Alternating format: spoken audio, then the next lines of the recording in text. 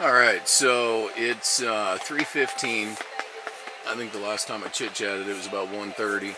And my chair building got completely rained out. I came in here and sharpened up all my knives and dug through all my totes for the gun oil and cleaned the gun and, maintaining my tools and got good edges on all my beasts. So, this thing here, I tell you, it's just like a little tomahawk hatchet, but just the way that it is, it's just an amazing little beast. But, sharpened up all my junk. Got good edges on everything here. Got this bad boy. We're loaded with weapons. But you know what? I use every single one of them in different situations. So, got a nice edge on there. And got the gun all cleaned up. So, I don't know if you can tell, but she's all shiny and oily and clean. So, but it's kind of funny. I just show you all my weapons and the gun and whatnot, and then I say that, I was just sitting here smoking pot and thinking, and found the radio, which you can tell I've got a little radio action going on right now. So I don't want to waste batteries, but anyway, to be honest with you, I just kind of got thinking about Michelle, and a song came on the radio, and I don't know which one it was, but just made me start thinking about her. And it just really sucks that I wasn't where I was at or where I needed to be when we met, because I love her with all my heart, and I was never any good for her, and she was never any good for me, and we couldn't have made it. But to have all that love and to have that amount of love and that intensity and that just crazy passion, and to I asked her the other day what was the number one thing that she missed, or name the thing that was the most fun that we ever did together, and she's all, I got grease all in my face, and she's all putting the transmission in the Mercedes. Here's a 25-year-old fucking hot chick that totally loved me, that I totally let down, and you ask her a year later, what's the thing that we did together that you had the most fun at, and it was putting a transmission in a car. And that, not only tells you about what kind of a person I was, which means having to put his own transmission in his car, but what kind of a person that she was, that not only did she help, but not only did she enjoy it, but a year later when you randomly ask her what was something, first thing that comes to mind that we did that we had fun at, and she says putting a transmission in the car. So, she just was an amazing chick. And I think honestly, and I don't mean this rudely, but I think if I was where I needed to be, that I wouldn't have put up with her for about a week, because she's very immature, and she's, but fuck, man, how immature am I? Really, how immature am I? It's just so hard sometimes. She is unbelievably immature. She does stupid shit. She does mean shit. She does selfish shit. But she's also human. And I do stupid shit. And I do rude shit. And I do mean shit. I just really need to figure out the line between how I want to be and how I'm supposed to be. Or, my dad, for all the right reasons and all the right ways, taught me every lesson and how you're supposed to live. And the things that I say about other people are absolutely correct. But either it's just normal not to do those things, or I don't do them myself. So it's difficult looking back at relationships and really trying to understand them and figure out where I stand in them, because I either shouldn't have been in the relationship in the first place, or if I was going to be in that relationship, I should have been a better person in the relationship. So it's hard looking back at situations like Leilani or Michelle or anybody and saying, wow, how'd that go wrong? Because, or that was the one, or boy, I fucked that up, because I honestly don't even know if I would have stayed in that relationship if I was doing what was right for me.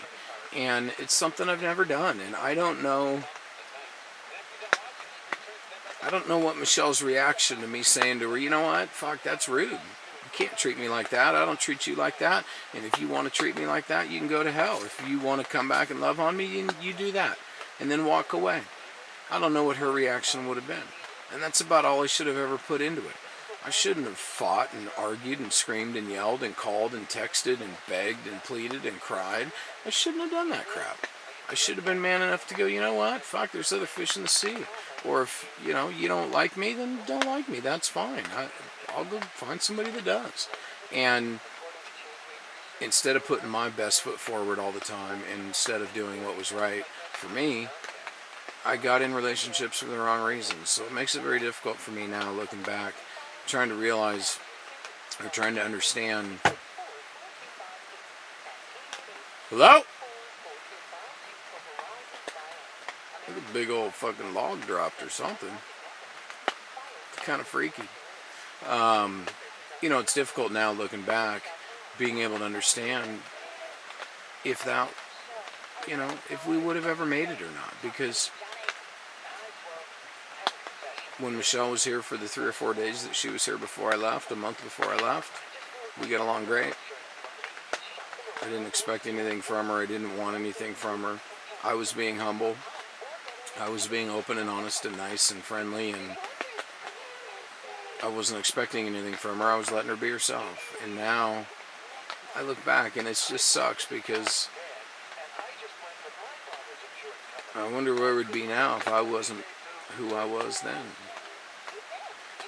I mean, I know that sounds like a crazy thing, but I'm going to write it down, actually. I was writing earlier. One day away.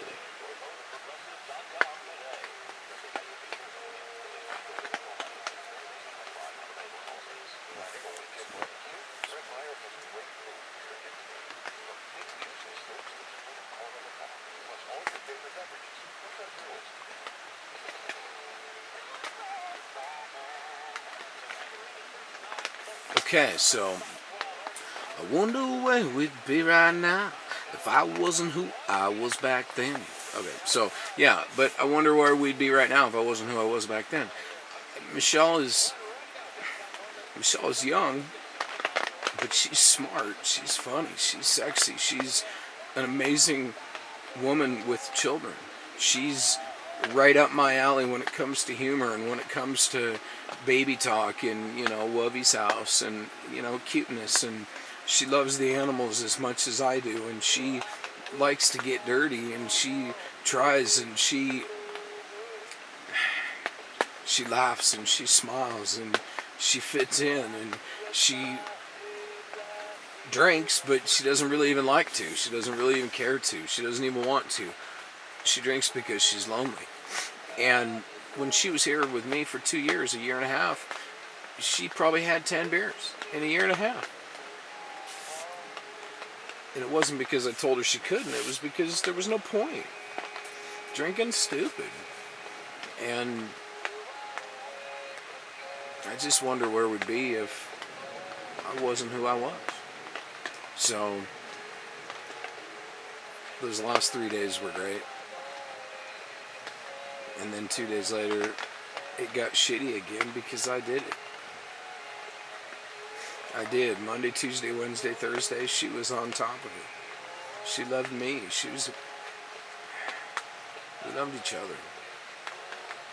And we were nice, and I was understanding, and she was there for me. And when I freaked out, she came to my rescue.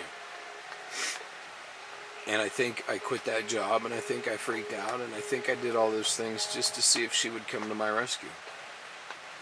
And she'd come to my rescue for 4 days, and I pushed and pushed and pushed and tried to push her away. And on day 5, she went away. On day 5, she walked away. And I've been trying to get her back ever since. So I guess the moral to the story is if you love, love. If you don't, don't. And I do. And she does. And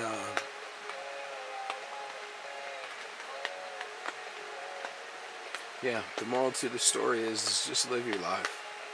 Do what's truly right for you and everybody else will benefit.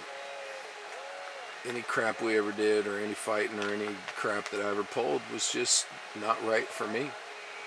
And I wonder where we would be if I wasn't doing those things.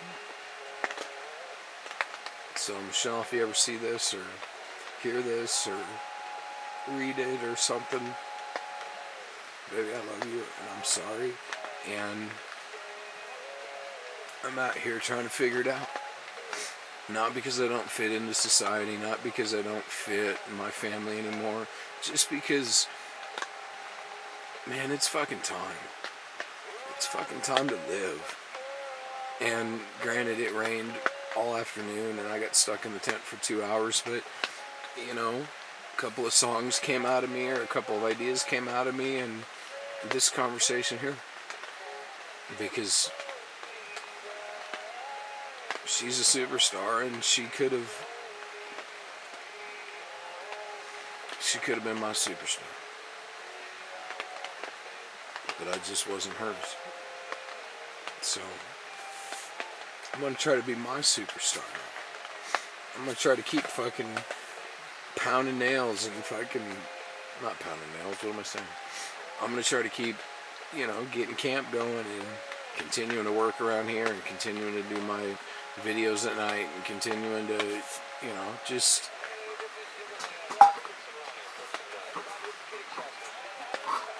I'm going to put out this fire while I'm thinking about it.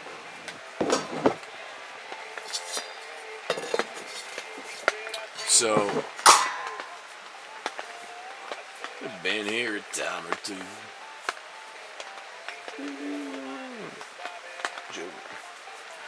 Meet my twin sister Betty Lou. So I'm gonna go ahead and shut it down, but I guess the thing is that if you love, love. If you don't, don't. And if you love somebody, that means you're gonna do what you need to do. That means you gotta do what you gotta do so you can do what you wanna do. And love is not a fucking word. It's not a sentence. It's an action. It's a commitment. It's a promise. It's a challenge. It's a motivator. It's a prize. It's encouragement. It's a reason. And I've wanted love so bad, and I've had it from everybody I've been with, and they loved me. Every one of them. In their own way. But I never loved me, and I, in turn, couldn't love them effectively. So, if you love, love. If you don't, don't. And right now, I'm out here to love myself. And even with all the craziness and the fact that I'm out here in the fucking woods by myself talking to a video camera in a cold ass tent, wet, I love it. I fucking love it. And I'm okay with it. And I'm digging it. And my chair is fucking gonna be ugly, but it's gonna be a chair. And speaking of, it's not raining anymore. So I'm gonna go outside, check on the solar panel, check on the rain, maybe build a chair. So I'll see you in a bit. Bye-bye.